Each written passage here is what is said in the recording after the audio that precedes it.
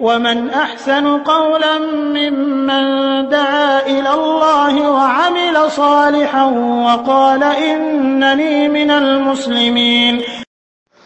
আসসালামু আলাইকুম ওয়া রাহমাতুল্লাহি ওয়া বারাকাতুহু। আমাদের একজন ভাই প্রশ্ন করেছেন যে যখন একজন মহিলার বাচ্চা হয়, তো বাচ্চা স্বাভাবিকভাবে 2 বছর কমপক্ষে দুধ পান করে।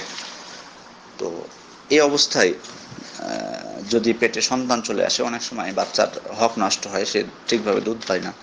তো এই সময় যদি আমরা জন্ম নিয়ন্ত্রণ করি, এটা কি বৈধ হবে?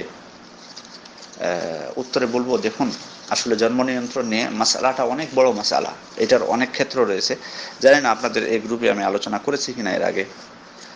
তবে বিদ্যানগণ যেটি বলেছেন যে যদি সাময়িক হয়, যেমন আপনি যেটি বলেছেন, অর্থাৎ সন্তানের স্বাভাবিকভাবে যাতে ঠিকভাবে তার মায়ের দুধ পায় এবং সে তার তাকে লালন পালনের ক্ষেত্রে কোনোরূপ সমস্যা বা তার সেও তার অধিকার থেকে বঞ্চিত হওয়ার সম্ভাবনা এরকম থাকে, তাহলে সাময়িকভাবে বাচ্চা নেওয়া থেকে বিরত থাকা যায়। জন্ম নিয়ন্ত্রণ যেটাকে বলা হয়, এটা আপনি করতে পারেন। তবে সাময়িক যে যেমন এরকম ওরকম যদি গ্যাপ দিয়ে, বিদ্যানগণ বলছেন, যদি এমন হয় চিরস্থায়ী বন্ধ করা এটা হারাম। তবে সেটারও একটা ক্ষেত্র আছে, যাই হোক, সেটা বিস্তারিতভাবে আসলে আলোচনা করার প্রয়োজন। তবে সাময়িকভাবে এটিকে বিদ্যানগণ বৈধ বলেছেন। যেমনটি সাহাবাদের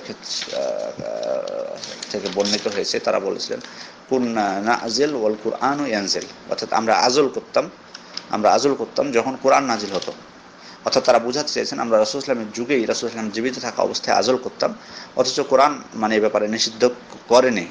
তার এটি বৈধ। এটি বৈধ। আজল করা হলো বাইরে বীর্যপাত করা। এটিকে আজল বলা হয়, বাইরে বীর্যপাত করা, যাতে পেটে সন্তান না আসে। তো এই যে আপনি যেটি বলেছেন যে বাচ্চা যাতে দুধ পান করতে পারে, বা এরকম কোনো স্বার্থ যদি থেকে থাকে সাময়িকভাবে, বা হয়তো মহিলার কোনো সমস্যা থাকতে পারে তার শারীরিক দিক থেকে, অথবা অনেক সময় এমনও হয় যে তার কোনো হয়তো জরুরি কোনো বিষয় আছে যেটাতে হয়তো বাচ্চা চলে আসলে সে সেটা করতে পারবে না, সেক্ষেত্রেও বৈধ আছে। সোজা কথা, সাময়িক বন্ধটা, এটা কোনো সমস্যা নেই। সুতরাং আপনি আজল, যেমন এটা বাইরে বীর্যপাত, এটি করতে পারেন।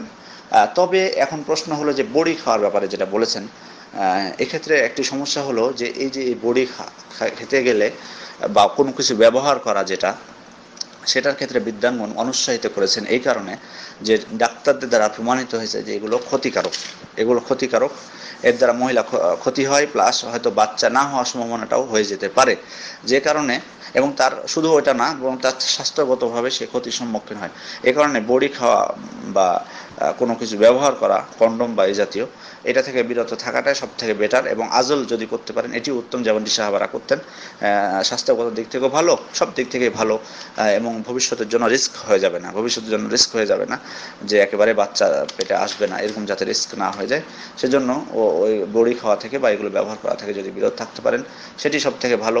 কারণ শরীয়তের একটি মূলনীতি হচ্ছে হাদিস যেটি লা দররা ওয়ালা দিরার, অর্থাৎ তোমরা ক্ষতিগ্রস্ত হয় না, অন্যর ক্ষতি করো না। সুতরাং এই দৃষ্টিকোণ থেকে আমাদের এগুলো ব্যবহার করা থেকে যদি আমরা বিরত থাকি সেটি সব থেকে ভালো। আপনি আজল করতে পারেন সাময়িক, যেমনটি বললাম। আসসালামু আলাইকুম ওয়া রাহমাতুল্লাহি ওয়া বারাকাতুহু।